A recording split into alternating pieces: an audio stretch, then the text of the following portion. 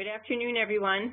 This is Margie McHugh, Director of the Migration Policy Institute's National Center on Immigrant Integration Policy. And I'd just like to welcome all of you to the webinar that we're hosting today on effectively serving children in a super diverse classroom and implications for the early education system. Good morning to, we've got folks ranging from some folks from our European audience out to the west coast of the U.S. So we think we've hit on a good time for the webinar. But we appreciate so many of you joining us, and we're really excited to tell you about this body of work that we've been undertaking and moving forward with, of which this is a key lead-off element, the report that we're publishing today. So before we dive into more of the actual webinar, I just want to cover a few housekeeping issues. You'll be able to find slides and audio from the webinar at the address that you see there on the website. It'll be also probably in the rotator when you just go to the home page, so you won't even necessarily need the link. If you have any problems accessing the webinar, we've got a team of folks who are all ready to try and help with any difficulties you might encounter. So please just use the email that you see on the screen, events@migrationpolicy.org, or give us a call at 202-266-1929. We love it if you use the Q&A chat function during the webinar, because it helps us figure out how to sort of group some questions together, see commonalities, just get ready for pitching a lot of the questions that folks send to us to the speakers during the Q&A. So please don't think we'll lose track of them or anything like that. We just really like to get them as soon as you think of them. You can also send any questions you have to events@migrationpolicy.org. And you can also tweet questions to @migrationpolicy or #MPIDiscuss. So here's who'll be presenting today. I'm just the moderator, and then Maki Park, who's our senior policy analyst for early education and care, and lead author of today's report, will be tag teaming with Ji Zhang, an associate policy analyst here at MPI that does a lot of work with our center and has been a key player in a number of the reports that we've put out in recent years. So they'll go back and forth with a lot of the specifics for the report that's coming out. And then we are just delighted that Kai-Yin Yang is able and willing to join us today. She's Director of Programs and Partnerships at Coalition of Asian American Leaders out in Minnesota. She's been just a leading actor on these issues for many years, and I'll tell you more about her right before she comes on to speak. But for now, I just wanted to first of all make it clear, you know, this is the report we're releasing, Growing Superdiversity Among U.S. Dual Language Learners and Its Implications. You can see there the link to the actual report.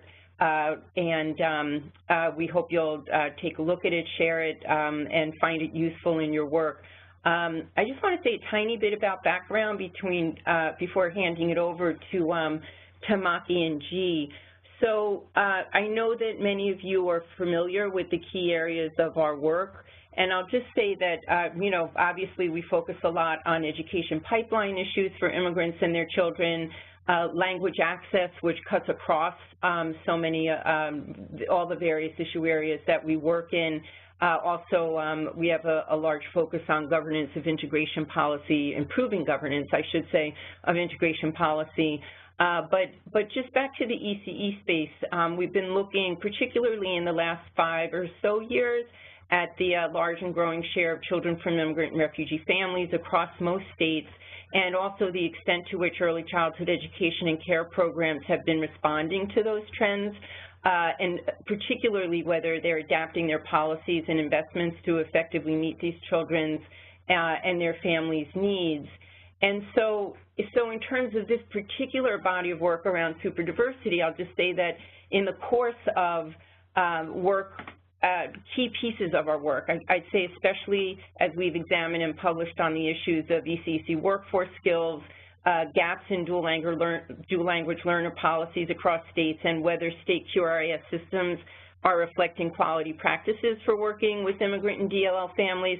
The issue of super diverse context kept appearing as a distinct area of challenge for ECEC programs, meaning that even though early childhood education and care system designs are, we would say, very weak overall for immigrant and DLL children, they were especially weak in acknowledging and addressing the needs for effective practice in super diverse contexts. And so with support from the Heising-Simons Foundation, we were able to launch an initiative that is trying to begin building a stronger foundation for examining this issue of super diversity. And so this included completion of the demographic analysis we're publishing today, but many of you also saw probably that we did a call for research papers early last year, from which we selected several for development and publication. And then we also held an expert symposium this past November, for which we gathered leading researchers and practitioners to examine the various challenges and opportunities facing ECEC programs and systems that operate in super diverse contexts. So we're pushing out both this report today, and then next month we're going to put out the 2 commission papers.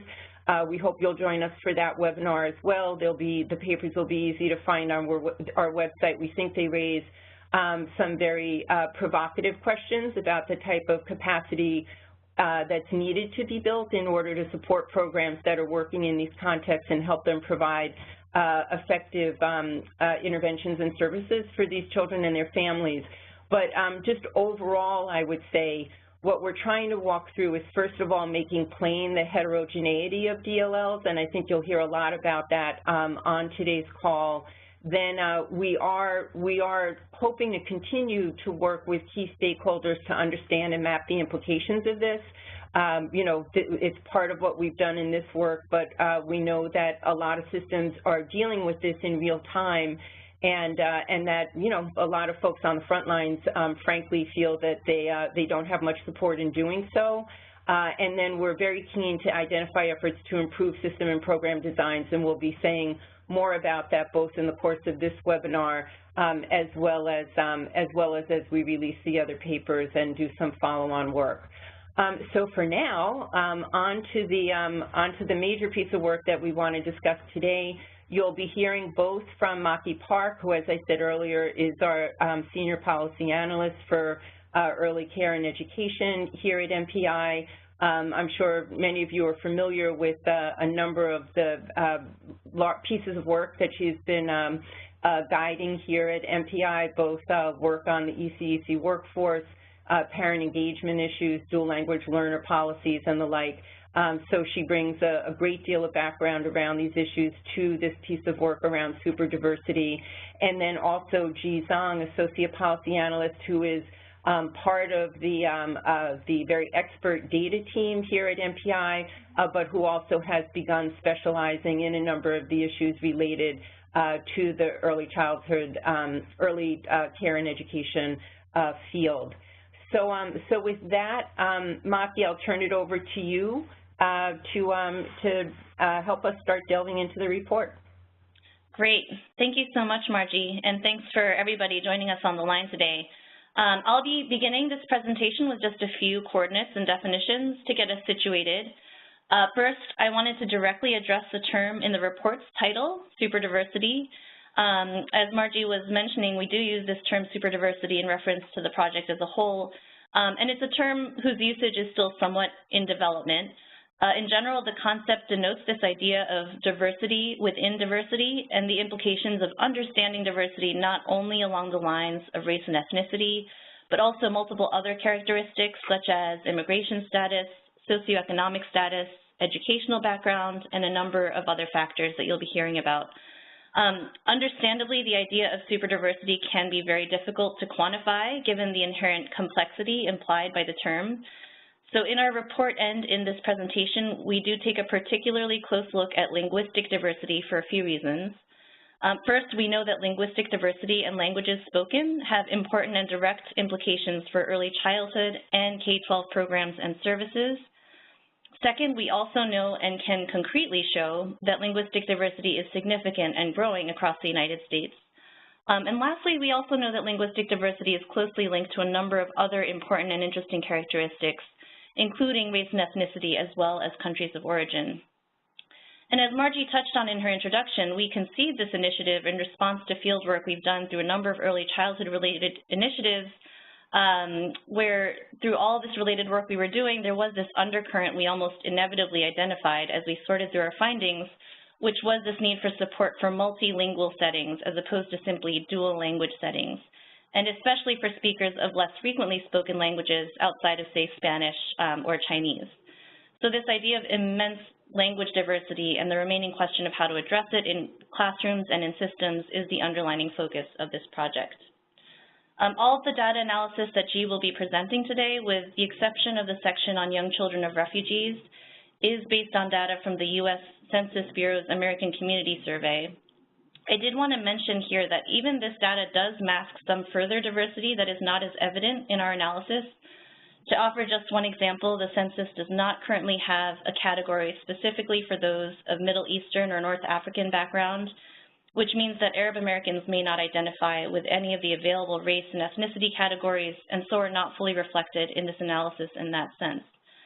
And finally, I wanted to talk a bit about the way in which we define the universe of dual language learners, or DLLs, in the report, since I realize that there are also other definitions of DLLs floating around. So MPI has a rather inclusive definition of DLLs, which is all young children, ages 0 through 8, who have at least one parent who speaks a language other than English in the home.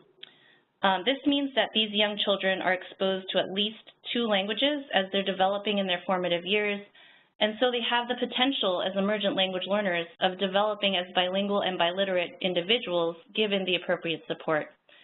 So just important to note is that under this definition, DLL is not necessarily synonymous with being limited in English proficiency, and it captures a wide range of language ability, both in English as well as in home language. So with those definitions in place, I'll hand this over to G to present on the report's data analysis, and then we'll circle back around to talk about policy implications. So over to you, G. Thanks, Margie and Marky, for the introduction. Today, I will start my presentation with an overview of the DLL population. Then I will focus on 3 understudied DLL populations, as well as the linguistic diversity at state and county level. I welcome you to download the full report to explore the full picture there. But for now, in 2011 to 2014, more than 11.5 million children between ages 0 to 8 are DLLs. They accounted for almost 1/3 of the total children in that age range. Even though more than 70% of DLLs had at least one immigrant parent, the overall majority of them are U.S.-born. Investing resources in their education, language development, and social-emotional well-being is critical for them, as they are the future U.S. students and workers. Since 2000, the DLL population increased by 24% and is likely to continue to grow due to high fertility rates among immigrants. In contrast, the non-DLL population decreased by 5%. This means that the growth of the overall young child population in this period occurred exclusively due to DLL population growth. DLL population has also grown this time in almost all states. So this chart shows the DLL share of young children ages 0 to 8 in 2008 and 2011 to 15 at national and state level. The DLL share increased in all but 5 states, with the biggest gains occurring in Massachusetts, New Jersey, Maryland, and Connecticut. In 19 states and the District of Columbia, DLL children accounted for about 1/4 or more of all young children. These states include not only those with traditional large DLL populations, like California, Texas, and New York, but also those with relative small overall child populations, such as Rhode Island, Alaska, and the District of Columbia. Far from being a homogeneous group, the DLL population represents diverse backgrounds along a number of dimensions, includes race and ethnicity, country of origin, language spoken, family characteristics, all of which may affect the early learning experience of young children. The racial and ethnic distribution of young children differs significantly between DLLs and non-DLLs. More than 60% of DLL children are Hispanic, with Asian and Black children representing the next two largest groups, whereas the non-DLL population, by comparison, is significantly more white. In DLL's homes, almost 1 in 10 parents speak English only. Spanish is the most prevalent household language, followed by much smaller shares of Chinese, Tagalog, Vietnamese, and Arabic. Data on language spoken by parents who arrived in the United States in the past decade show a higher level of linguistic diversity. The proportion of Spanish speakers is much lower among recent arrivals, and then the speakers of other languages like Arabic, Hindu, and Telugu are significantly higher. Linguistic diversity among DLL families is even more pronounced at state and local levels, which will be discussed later. In terms of country of origin, our analysis shows that parents from Mexico made up the largest share, followed by those from India, El Salvador, and China, and the Filipinos. A shift in immigration patterns has occurred more recently, with migration from Mexico declining and those from India and China rising since 2010. This shift has yet to be fully reflected among the DLL population, though we do observe higher share of Indian, Chinese, and other Asian parents among new arriving parents. The well-being of young children is strongly influenced by the characteristics of their families. DLL children were more likely to be living in two-parent families than non-DLL children, indicating a protective factor for this group. DLLs are significantly more likely to live in poverty than non-DLL children. Parents of DLLs are less educated than parents of non-DLLs, that they are 4 times more likely to have less than a high school diploma. A quarter of DLL children live in linguistically isolated households, defined as all adult members self-report to be limited English proficient. This linguistic isolation can lead to poor outcomes for DLL children if parents are having trouble to access educational, medical, and social service for themselves or for their children. In short, despite the valuable language background of DLLs, they also demonstrate several important risk factors. As a result, these children are an important target for high-quality early childhood education programs that can mitigate the effects of some of these challenges.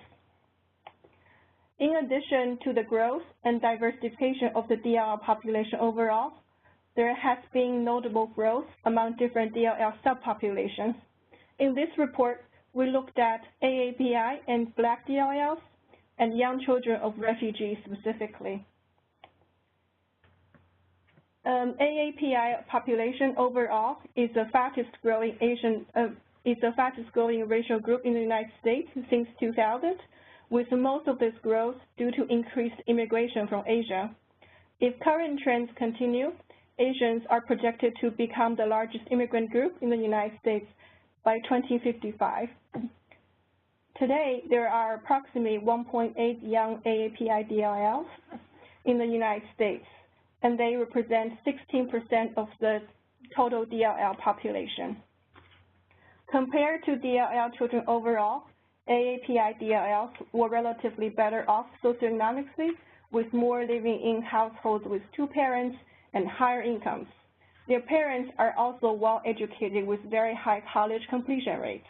Nonetheless, limited English proficiency is still prevalent among parents of AAPI DLLs.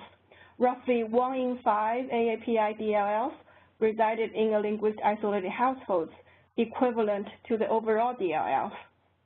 Although the AAPI population overall performs well on economic measures, wide variation exists between subgroups, often as a result of when and how different groups originally arrived in the United States.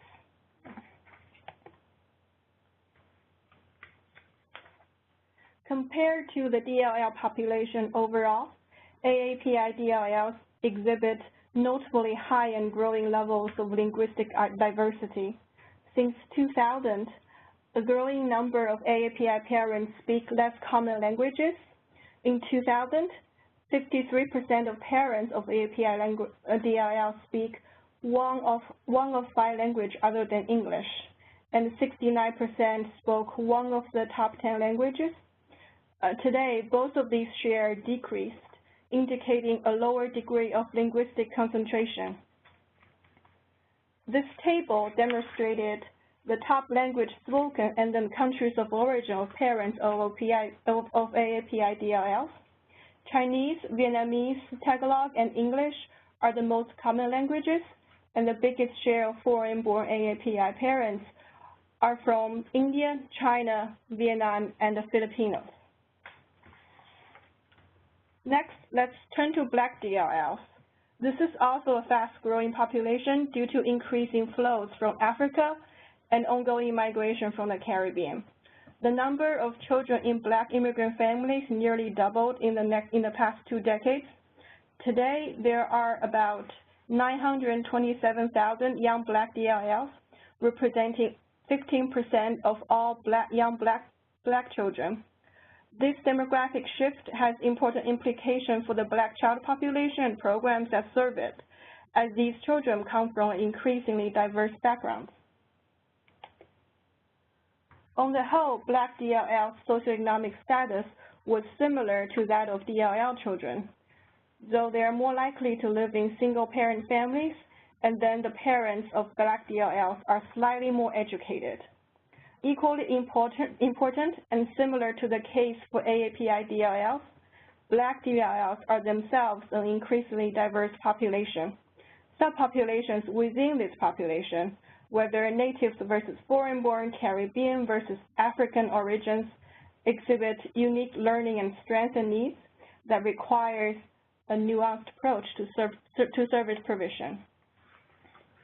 Similar to AAPI DLLs, Black DLLs exhibit a high and growing level of linguistic diversity and a lower level of linguistic concentration, as illustrated in the chart below. This table also shows the top language spoken and the countries of origins of parents of Black DLLs. Spanish, English, French, or Haitian Creole and Kru are the most common languages, and then the biggest share of foreign-born Black parents are from Haiti, Nicaragua, Ethiopia, and Somalia. Why young children in refugee families face some of the similar challenges as other DLLs? These children represent a population of particular note because many fled persecution and violence and may have lived in refugee camps for years before resettlement, and then they often arrive in the United States with few or no social networks, economic resources, or knowledge of language and culture.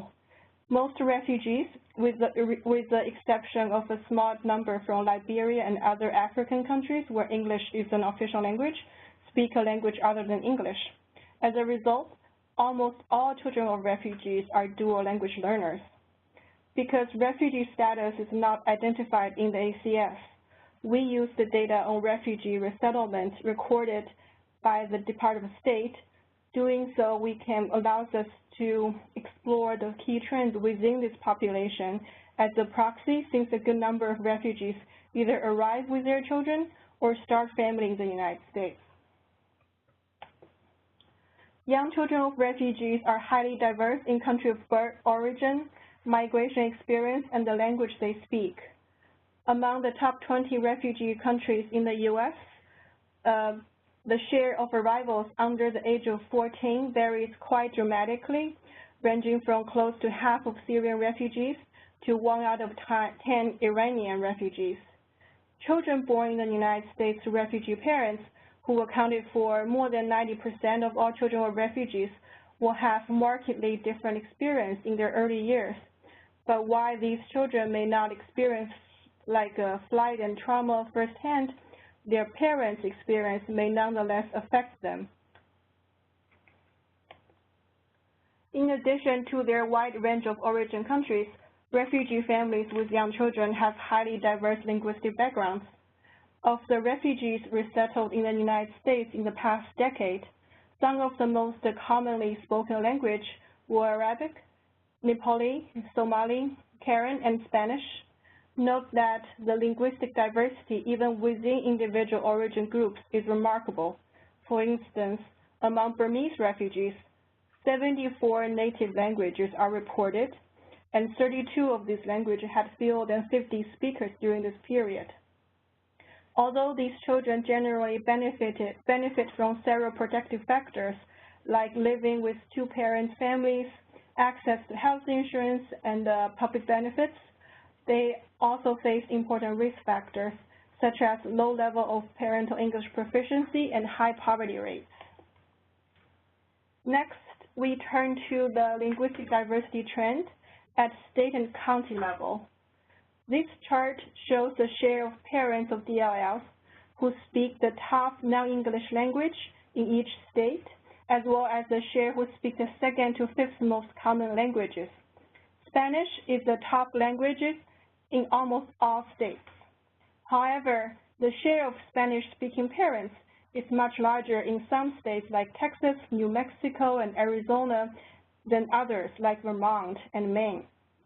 Whereas the greatest diversity of languages, we define it as fewer parents were concentrated into the top language category, was observed in states with relatively small DLL populations, such as Vermont and North Dakota, and those that are home to recently arrived immigrant and refugees from African and Middle Eastern countries, for example, Michigan and Minnesota. In states where no one or two languages predominate, linguistic superdiversity has even greater implications for service providers. Much of this linguistic diversity becomes even more pronounced when looking at individual counties. This slide displays the 5 languages most frequently spoken by parents of DLLs in 2 states and a prominent county within each. So on the left side, we have the state of Georgia and Fulton County, which includes the city of Atlanta, and New York State and Kings County, New York, which includes Brooklyn. As this figure shows, Fulton County's top languages differ from those in Georgia overall. Only Spanish and Chinese are represented in both, and speakers of Telugu, Hindu, and Arabic account for greater shares in the county than in the states, whereas Vietnamese, French, and Korean have a greater share of speakers when looking at from the state level. In contrast, parents of DLLs in Kings County and the New York State share the same top 4 languages, though the proportions of speakers of these languages differ. These figures, as well as additional data for other states and counties, demonstrate the high level of linguistic diversity that local ECEC and K-12 systems are contending with across the country, as well as the diversity of language spoken by DLL families in different communities within states. These localized language profiles are notably different, not just from their respective states, but from the United States as well. Additionally, as the case of Georgia illustrates, states that do not appear to be highly diverse might still contain super diverse counties. This concludes my presentation, and now I'm handing it to Maki to talk about the policy implications. Thank you. Great. Thank you so much, G. I will be going through now a quick discussion of some of the top-line implications of all of this rich data and information that G has now provided. Ultimately, we did a lot of work to try and illustrate a fairly simple idea, which is that early childhood programs and systems are facing increasing levels of diversity across the U.S. and in communities, and that DLLs are by no means a homogeneous group. There are subgroups upon subgroups of young children that have specific strengths and needs and characteristics and learning experiences, many of which we don't yet fully understand. And although the research basis for bilingual education and dual language programs is now quite strong, and everybody, we hope, can agree on the benefits of bilingual education models, very little research exists to point us towards successful strategies to work with multilingual classrooms, and in particular ways to work effectively with children who speak less common languages. So given that, as we can see, many communities are facing the demographic reality of a super diverse environment, some of the implications that we see as being high priority in relation to this issue are the following. So first is this need for improved data collection that identifies dual language learners and their home languages in their early years, so that these children are made visible in systems even before they enter kindergarten. This is a recommendation that's central to all of our DLL work. Data collection and data alignment across disparate elements of the complex early childhood system is an important step in being able to make policy and program improvements based on need and evidence. In terms of the context of superdiversity specifically, there's also a pressing need for data disaggregation that lets us understand the unique experiences of different community groups, which Kai-Ying will be talking about more in a moment. Second, of course, is this urgent need for instructional approaches and teacher training that directly address super diverse contexts. As we've been discussing over the course of the presentation, there's this significant gap in research on evidence-based strategies to work effectively in these classrooms. So much of the existing literature leans heavily on dual language models and having teachers that have home language skills, which is really challenging, if not impossible, to implement in these kinds of demographic contexts. As Margie mentioned in her introduction, we will be releasing a set of 2 additional reports that look more closely at this issue and also point to potential promising practices and program models that can be effective in super diverse classrooms and contexts. Third is the need for assessments that effectively capture DLL's actual skills and development. Many of you likely know that kindergarten entry and readiness assessments are gaining increasing popularity as both an instructional tool as well as a tool for program improvement. There are some kindergarten entry assessments at the state level that have been translated into Spanish, though even this is rare, but these are largely unavailable for most other languages. And we also find that in many cases, states are not even offering basic guidance on how to handle assessment in the event that young children are not English speakers. So under these circumstances, as you can imagine, assessments are likely not capturing an accurate picture of children's development, which on the individual level means that, for example, developmental delays may not be identified in a timely manner for many DLLs. And on a program level, it also means that administrators and policymakers are not able to get an accurate portrait of DLL's needs and early learning experiences in order to make needed program improvements. Fourth, family engagement strategies. Significant research points to the importance of home and school partnerships and advocates for parent involvement in young children's educational experiences. Approaches that can bridge the home and school divide can be particularly important for DLLs, but many programs lack even basic translation or interpretation provisions for the many languages represented in their community. We found via previous MPI research on family engagement strategies that many programs lack the capacity and skills they would need to communicate effectively with limited English proficient parents and those that may have low levels of literacy in their home languages. In a super diverse context, parent engagement efforts represent a particularly important opportunity since home language support and development from parents is especially critical in the event that young children are not able to receive this support in the classroom. So strategies to reach out to parents of DLLs and make sure that they're receiving parenting support and resources to help them act as their children's first teachers are really so important. Which brings us finally to language access needs more broadly. Basic translation can be so critical to ensure that DLL families have access to the information and resources they need to enroll in high-quality care and early learning opportunities, from getting a place in a state pre-K program to accessing child care subsidies. But the sheer diversity of languages that we're seeing in so many communities can really challenge the capacity of many agencies and programs to effectively provide an interpretation service or translated materials. One potential avenue to address this challenge would be for state and local governments and even a federal agency like the Administration for Children and Families to offer translation and interpretation support for low incidence languages to bolster program capacity. So I'm going to stop there to conclude our presentation on the MPI report. I know that Kai-Ying will have some additional policy reflections from her perspective over in Minnesota, but for now I'll hand this back over to Margie. Great. So thanks, G and Maki. And now I just want to give a proper introduction to Kai-Ying Yang. Probably many of you who have joined us for the webinar already know her in one of the various positions that she's worked in over the years. She's been a leading voice in civil rights circles in the U.S. for decades, leading both local and national efforts, particularly as they relate, or I would say particularly trying to assert issues affecting Asian Americans and particularly Southeast Asian Americans in policy conversations and community development efforts. So she's currently the Director of Partnerships and Programs at the Coalition for Asian American Leaders, CAL, in Minnesota, where issues related to closing achievement gaps and addressing health and economic disparities for diverse population subgroups is a major focus of the organizations and her work.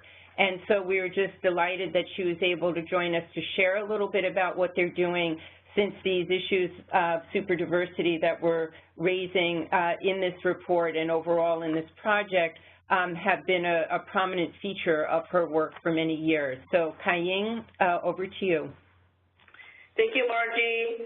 And thank you to the MPI team for thinking of Minnesota and also including me in this very important discussion. I think what's important for me is that we have been living the superdiversity for many years, but there was no terminology for it, right? So today is my first time understanding what superdiversity also means, but I think that for many of us on the ground, we are living there on a daily basis and just didn't have a word for it.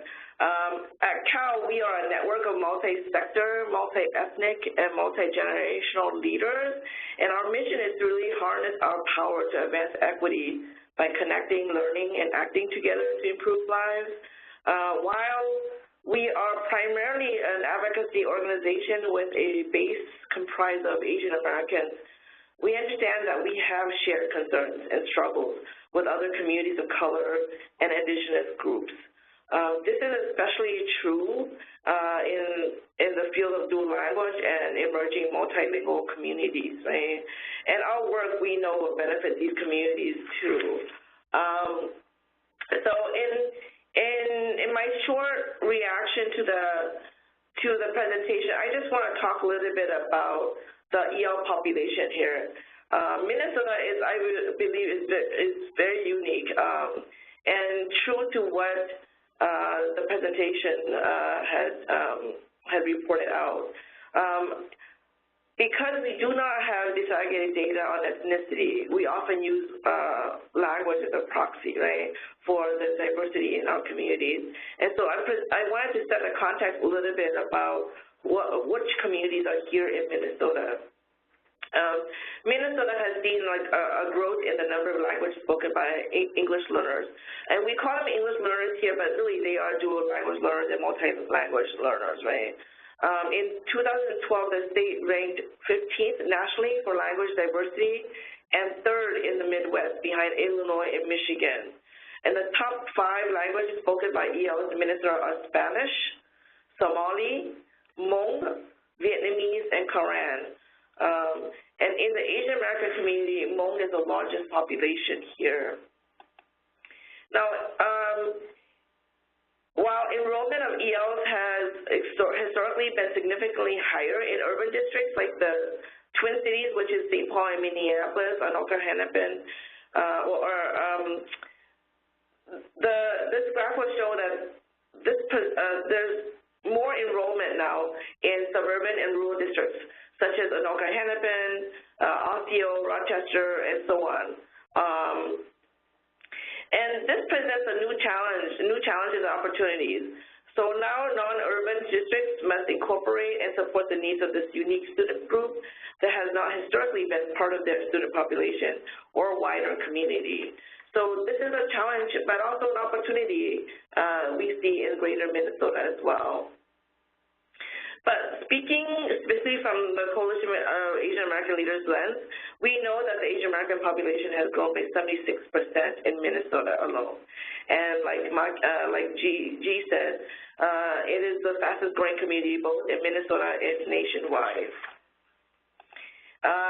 Asian Minnesotans include 4 different and very diverse cultural communities, 40 different cultural communities.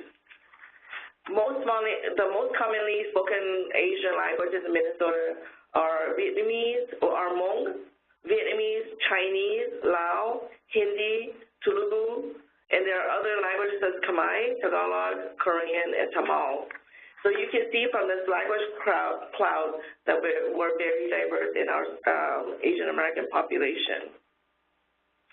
Now, Asian Minnesotans are also very unique. Asian Minnesotans comprise the state's youngest population with a median age of 29. This is significantly younger than the average Minnesota age of 38. And 60% of the Asian Minnesotans are Southeast Asians who came as refugees. And half of all Asian Minnesotans are K-12 students. K-12 students are elementary age from K to 5. And more than 1 in 5, or 21% of Asian Minnesota children are living below the poverty level. And the next slide is a slide I received from MTI. As you can see, the number of young DLL children's population for Asian is 28%. We're second below Hispanic. Now, again, I want to emphasize that it's been easier to understand diversity for dual language learners because we use language as a proxy. Outside of language, there isn't a way to collect ethnic data. And because of the changing demographics, data disaggregation is needed more than ever to ensure that we understand the needs and assets of all communities, especially true for underserved and underrepresented populations and new immigrants and refugees that are coming to the state of Minnesota. So with a coalition of more than 20 organizations, we, in 2016, we decided that we wanted to pass a law that would require MDE, which is the Minnesota Department of Education, to collect and report disaggregated data. Asian Americans across the United States have been calling for data disaggregation for the last couple of decades that I've been alive working on advocacy issues.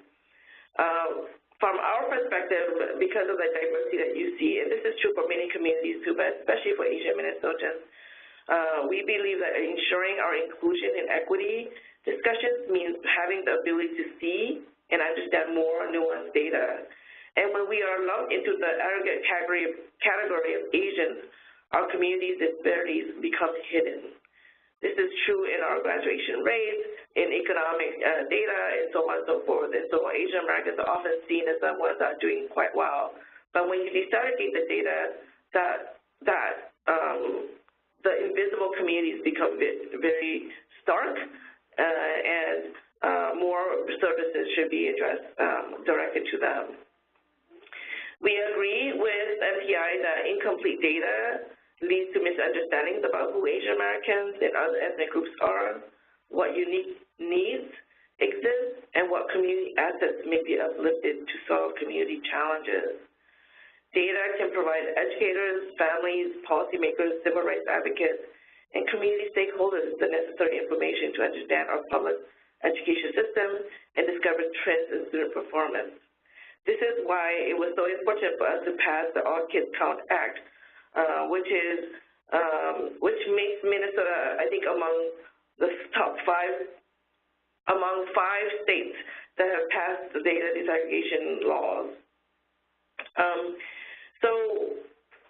So like I said, the law in Minnesota is not to disaggregate data just for Asian Americans. You can see here on this slide that we will be disaggregating data for other racial groups as well.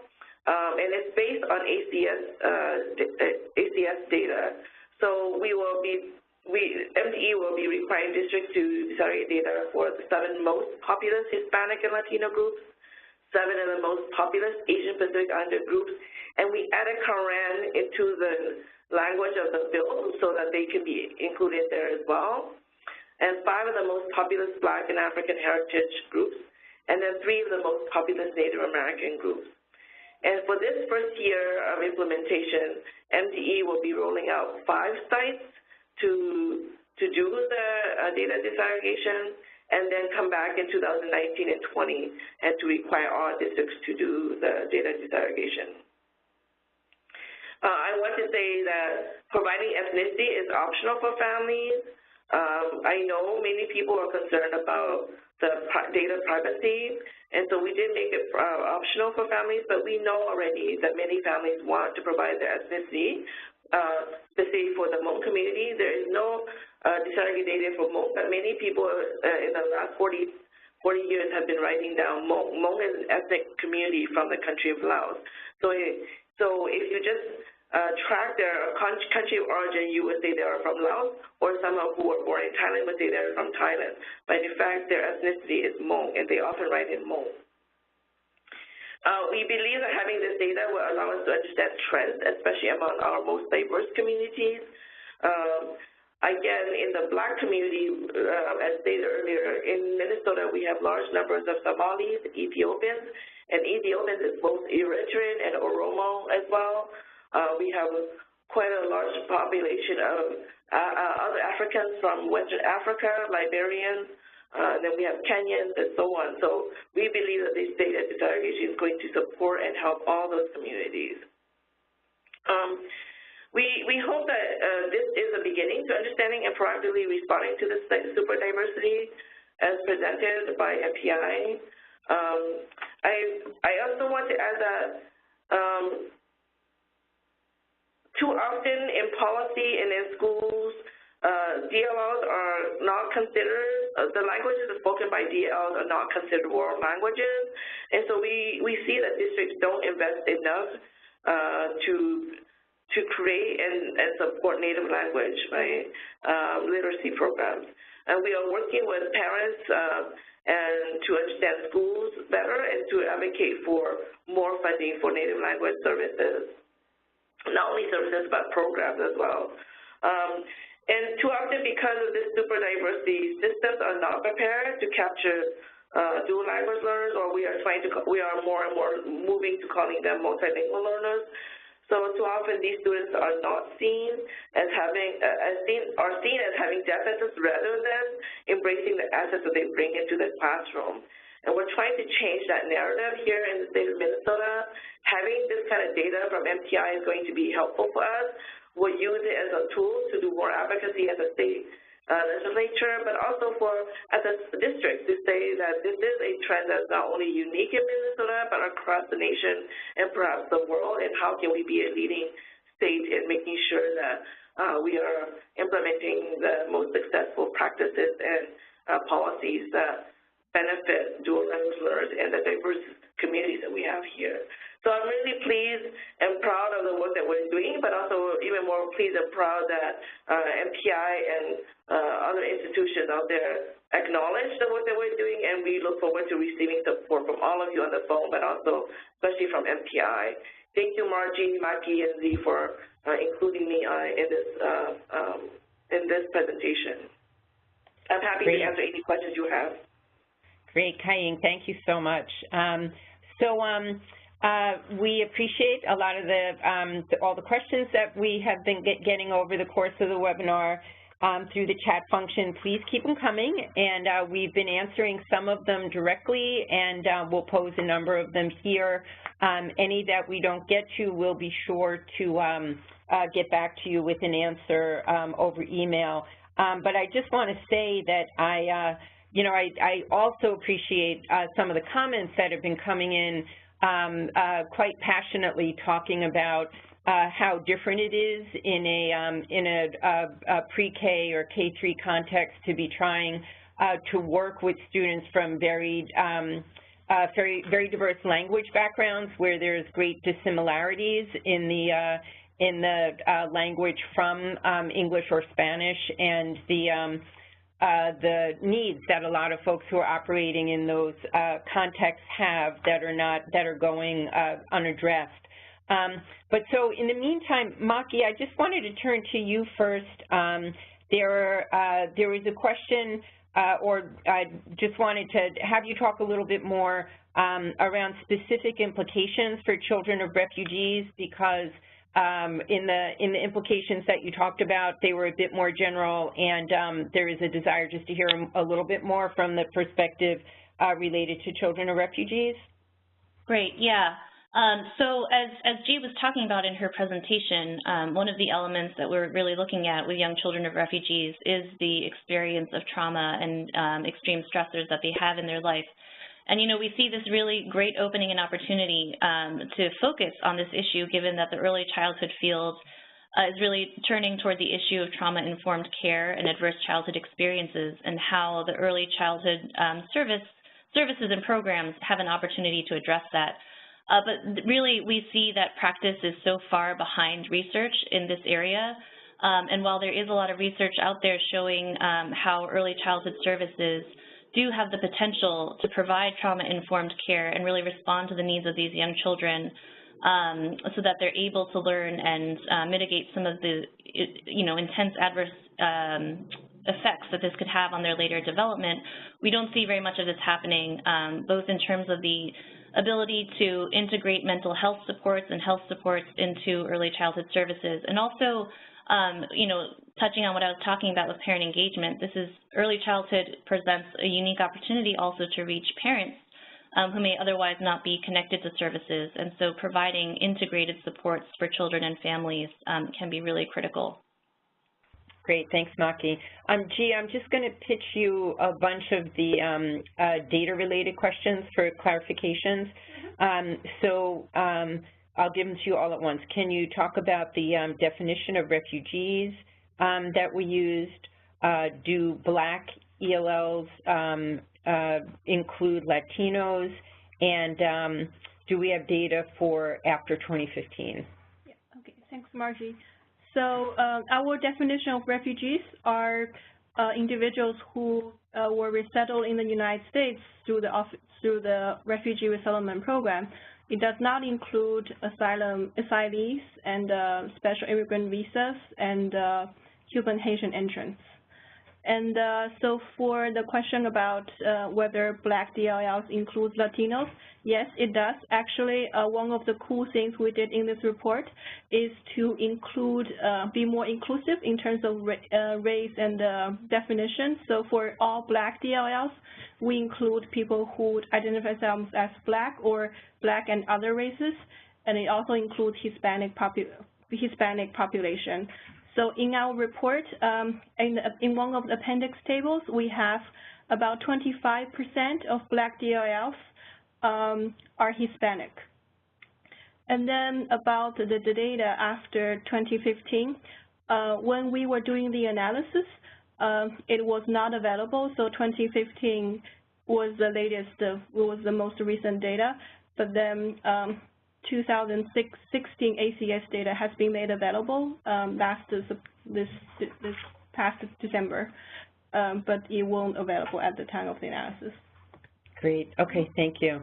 And then Kai-Ying, there was a question asking, with the new data that's going to be generated as a result of the Minnesota law, could you say a little bit more about what are either the responses that would be you know, required or that you'd hope for from pre-K to 3 programs? You know, like in a sense, once all the data is compiled, is there an agenda or requirements that would then sort of kick in, you know, from a language access or other perspective? Well, that is our hope, to actually understand more about who is the population within the school district.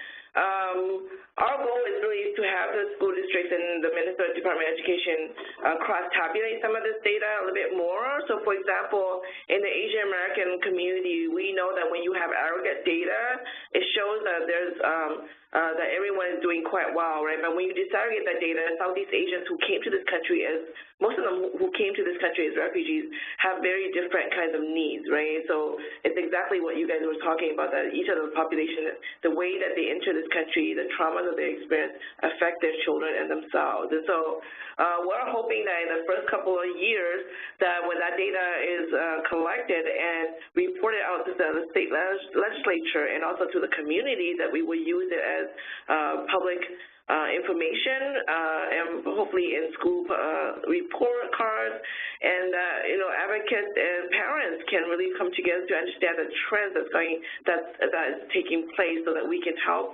policymakers and practitioners shape some of the programs and educational tools that they have to address the needs of these very specific communities. At this point, we don't know, just because, like I said, the data doesn't tell us who within the community, but we have an inkling that the lived experiences of communities and their students does not align with the data that is being presented out there, right? And in fact, many communities are being left out of policy discussions, mainly because the data doesn't show the real needs of the community. So maybe in a couple of years we can have the same webinar, and I can report out a little bit more.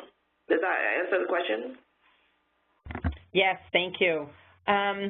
So I just wanted to respond to one or two here. There's definitely folks who are asking, how do we think about resources or advice for educators who are working in multilingual pre-K or classrooms higher up in the system. And so I just want to say that's part of the webinar on the 21st. That's part of the papers that we commissioned, and so we hope to satisfy some of the appetite for that then. Just going back to some of the data questions, Maki, I thought it might be good if you would just say a little more about the types of data improvements that are needed, because there are folks who are writing in both about use of ACS data, how to sort of walk that over, if that's even possible, into other data that systems are using to guide what they do. So could you just address that a bit? Yeah, it's a big question, and one I think that is moving in some states, but is really also behind in several others. And I think it really comes down to two separate elements. One is collection of data at all of home languages. So we see a lot of states that across programs and also at an integrated system level are not aware of how many DLLs they're serving, because they're not in the early childhood field until they enter kindergarten, if at all, collecting data about home languages spoken. And part of this is the complexity that we ran into in trying to define dual language learners, which is that all young children are emerging language learners. So how can you say what language they're speaking? You really need to use the parent's home language as a proxy to understand their language environment, but that piece is so critical. But then it's not only collection, but also alignment across the system. So we know that the early childhood system in so many states is made up of all these disparate elements. There's state pre-K, which is not talking to the home visiting program, which is potentially not talking to the K-12 system. And there's also the Child Care Development Fund. And, unless there's alignment across these systems, there's no way really to make that data useful. And so there are some states that are taking the lead in creating an aligned system that help policymakers to really see where DLLs are and aren't in the system, where there are gaps in services. And then once they enter kindergarten, being able to look back and understand what their early learning experiences have been, and using that as a tool for policy improvement. Thanks, Maki. That makes yes, it makes a lot of sense.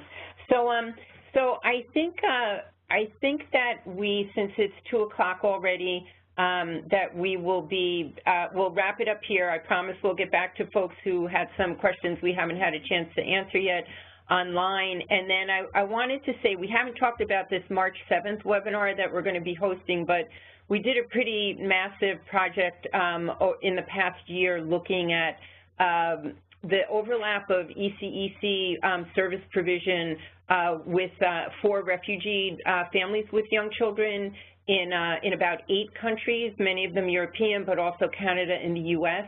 And so it's a huge publication we'll be getting out and releasing on March 7th and have a webinar for. So I know a lot of you who are on this call are specifically thinking about refugee families and kids, so we wanted to call out that for you. And then, as I said earlier, we'll get more of a look at this issue from the perspective of sort of classroom-based practice on the 21st. But in the meantime, there are so many provocative and smart things that people have said that we'll maybe try and figure out how to weave some of that into, into those 2 webinars also, just to make sure that we're, since we have a terrifically frontline audience that's reading this, we'll make sure that we get to some of the, some of the specifics that folks are raising. That I think have more to do with that webinar on the 21st. So thank you again, everyone, for joining us. Thank you, Kai-Ying, for all your work and for your great presentation. And we are so eager to stay in touch with all of you who are motivated around this issue, because there's just so much work to be done on it. So we're very open to suggestions about how to proceed and how to make the most of what a lot of you are seeing and hearing and doing in trying to address these issues. Thanks again, and we'll stay in touch. Bye-bye.